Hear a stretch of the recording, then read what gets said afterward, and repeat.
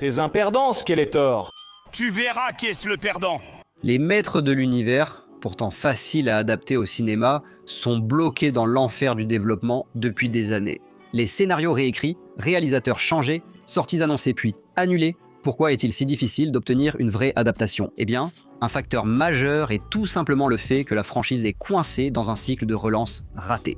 Tous les quelques années, nouvelle version, nouvelle équipe, nouvelle direction, même résultat. Un succès modéré annulé avant d'avoir prouvé sa valeur. Pour une franchise qui existe depuis près de 50 ans, pourquoi est-ce si difficile de bien faire les choses? Et pourquoi la meilleure version est-elle celle dont presque personne ne se souvient? Je meurs. Sauve-moi, Hordak, pour que je puisse continuer ma conquête d'Eternia. Contrairement à de nombreuses franchises anciennes, les maîtres de l'univers ont un problème majeur avec leurs fans.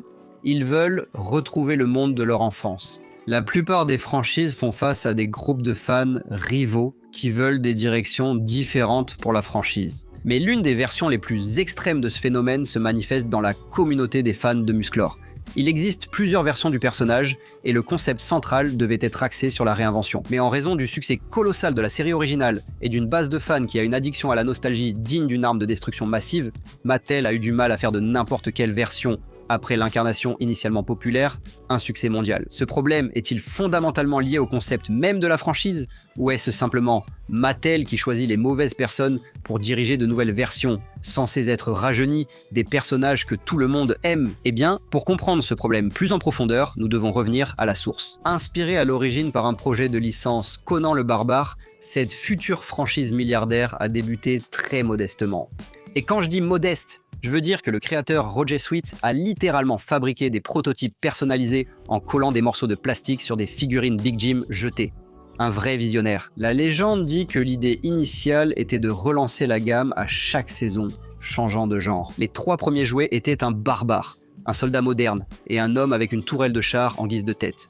Hélas, il n'a pas été retenu pour représenter la gamme. Il paraît que E-Tank et les maîtres de l'univers sonnaient moins bien. Les figurines ont été accueillies avec enthousiasme par les dirigeants de Mattel, mais relancer la gamme à chaque saison pour suivre les tendances semblait trop risqué. Ainsi, il a été décidé de débuter avec le thème barbare pour tester sa réception sur le marché. Lorsqu'ils sont arrivés en rayon au printemps 1982, ces jouets ont rencontré un succès immédiat, en grande partie grâce au partenariat de Mattel avec Filmation pour produire un dessin animé destiné à faire connaître ces jouets musclés. Avant les années 80, des règles strictes déterminaient ce qui pouvait être commercialisé comme divertissement pour enfants. Après des réformes juridiques sous Reagan, la télévision pour enfants changea définitivement. C'est là que réside le défaut fatal de cette gamme de jouets. Roger Sweet avait peut-être une excellente idée visuelle pour des jouets, mais une histoire pouvant soutenir un dessin animé et un univers en expansion, c'est une autre histoire. À l'origine, Mattel a engagé Donald F. Glut pour écrire des mini-bandes dessinées à inclure avec les jouets. Elles n'ont pas vraiment marqué le monde, mais l'univers et les personnages existent bien. Ils sont bâclés et suivent la narration classique du barbare générique contre son ennemi juré pour dominer le monde. Ce scénario est déjà vu 1000 fois. Initialement, aucun département éditorial central n'assurait la cohérence globale. Personne ne pensait que la gamme de jouets aurait un tel succès, alors que Mattel voulait juste proposer une histoire de héros d'action générique. Mais lorsque les jouets ont été adoptés par les enfants partout dans le pays, la situation a évolué d'elle-même. Musclor et les maîtres de l'univers ont atteint leur apogée culturel à la fin des années 80, après plusieurs saisons de la série Filmation, et le spin-off She-Ra et la princesse du pouvoir, lorsque le saint graal du développement de franchise s'est produit. Un film en prise de vue réelle est entré en production. Il est difficile d'exagérer à quel point Musclor était populaire. Les jouets étaient partout, et la série était autant adorée que détestée. Les partisans et les fans pensaient que c'était une série d'aventures fantastiques et entraînantes que les enfants de tous âges pouvaient apprécier. Les détracteurs pensaient que ce n'était que des publicités de 22 minutes mal faites, produites uniquement pour vendre des jouets aux esprits encore immatures des écoliers. Le battage médiatique et le succès financier ont finalement poussé Cannon Films à produire un film à petit budget basé sur la franchise. C'est là que survient notre première grande erreur. Dans un cycle sans fin de battage médiatique et de déception, le film Les Maîtres de l'Univers n'a pas répondu aux attentes. Certes, le film avait quelques défauts évidents et montrait surtout Musclor, Teela et Mentor voyageant sur Terre à la recherche d'un MacGuffin aussi oubliable que banal. C'est presque comme s'il n'y avait tout simplement pas assez d'argent dans les caisses de Cannon pour faire ce film, et que les personnes impliquées n'étaient tout simplement pas intéressées à essayer de trouver le ton. Il est vrai Déroutant de 75%, Conan 25%, Star Wars n'est-ce pas? Le vrai péché du film, c'est d'être simplement arrivé trop tard. En 1987, la fièvre Musclor était déjà retombée, et un mauvais timing ainsi qu'un manque de fidélité à l'œuvre originale ont conduit à l'échec du film au box-office. Ce qui devait être le plus grand succès de Mattel est devenu sa plus grande défaite, marquant la fin de la franchise autrefois populaire. Comme nous le savons tous, une fois la saturation d'une marque atteinte, il est difficile de revenir en arrière. Mais après seulement quelques années loin des projecteurs, Mattel a tenté de faire un retour avec un reboot de science-fiction malheureux intitulé Les Nouvelles Aventures de Musclor. Comme vous l'auriez deviné, ce fut un échec encore plus cuisant que le film. Musclor était officiellement dépassé. Aucune franchise n'avait fait l'objet d'un soft reboot, échoué, puis était revenu au sommet de la culture populaire. Cependant, quelque chose se préparait en coulisses, que personne ne pouvait anticiper.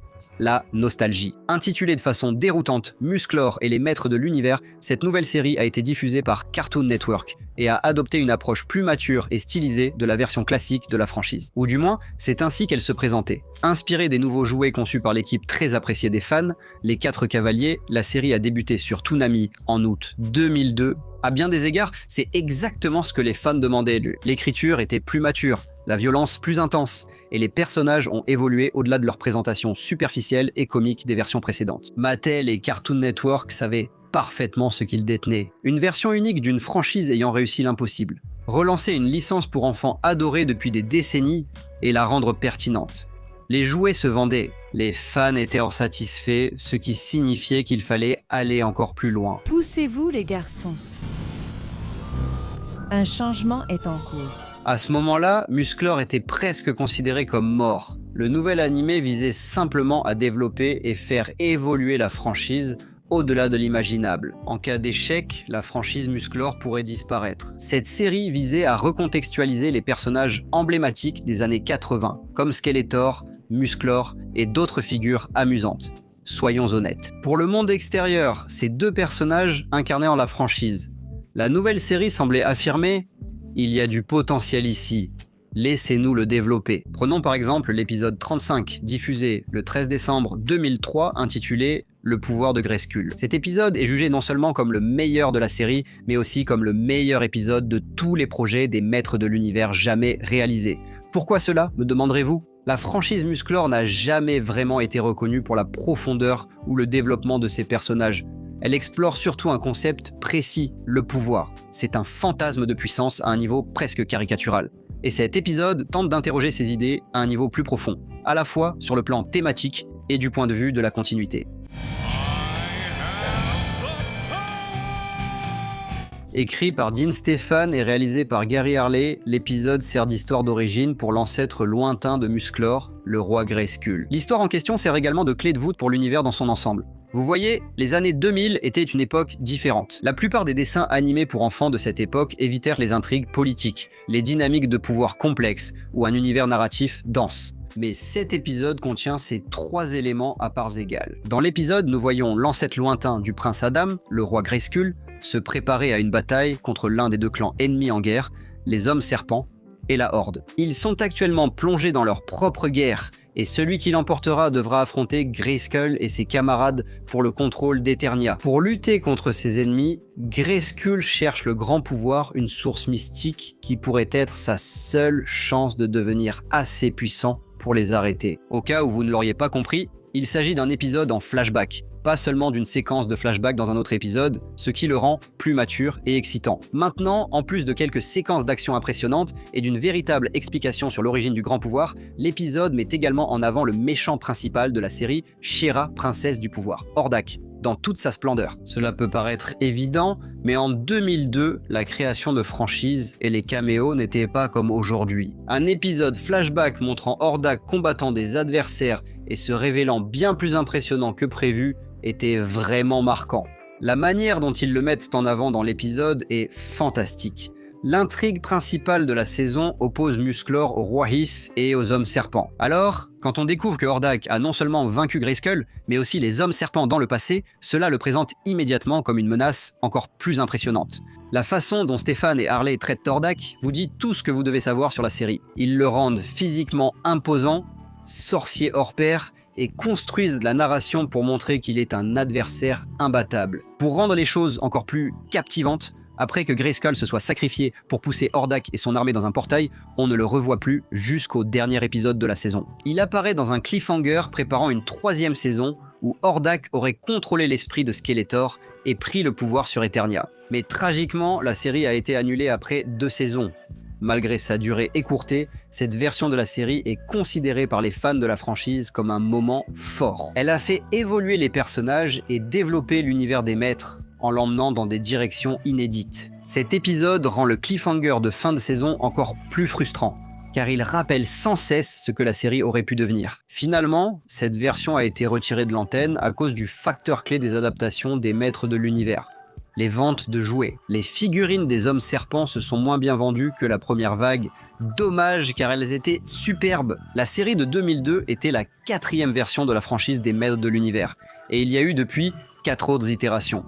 Pourquoi est-ce si compliqué de réussir ces adaptations? Qu'est-ce qui rend cette franchise si difficile à imposer auprès du grand public? Les maîtres de l'univers n'échouaient pas parce que c'est une mauvaise idée. Ils échouaient parce que personne n'arrive à se mettre d'accord sur ce que c'est. Pourquoi est-ce si difficile d'intéresser les gens, même quand ça fonctionne? L'un des défis de la franchise est d'imposer une narration sérieuse, car les fans attendent un style d'épée et de sorcellerie. L'univers et les personnages sont objectivement un peu loufoques, surtout car ils viennent de jouets qui réutilisaient souvent les mêmes parties du corps. Cela a poussé la série originale à s'appuyer sur les aspects plus comiques de l'univers, tandis que la série de 2002 a essayé de compenser en développant un ton plus proche du Seigneur des Anneaux, certes avec une fraction du budget. La série de Andy Stevenson, She-Ra et les princesses au pouvoir trouve un juste milieu et propose une version merveilleuse et totalement unique, car elle est à la fois sérieuse et pleine d'humour à parts égales. Le dernier effort de Mattel pour relancer Musclor a été les 2 séries Révélation et Révolution, ainsi que la série destinée à la jeunesse, à nouveau intitulée de façon déroutante Musclor et les maîtres de l'univers. Les 2 séries ont reçu des réactions plutôt tièdes. Cependant, ce que je trouve intéressant à leur sujet, c'est le fait que Mattel a produit une animation pour adultes et une animation pour enfants en même temps. Mattel a tendance à être assez conservateur dans son approche de ce genre de choses,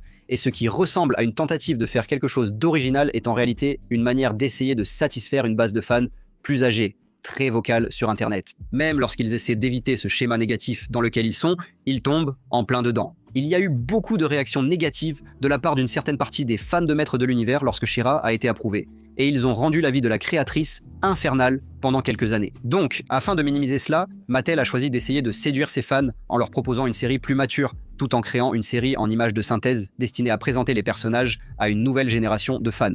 Est-ce que l'une ou l'autre de ces approches a vraiment bien fonctionné?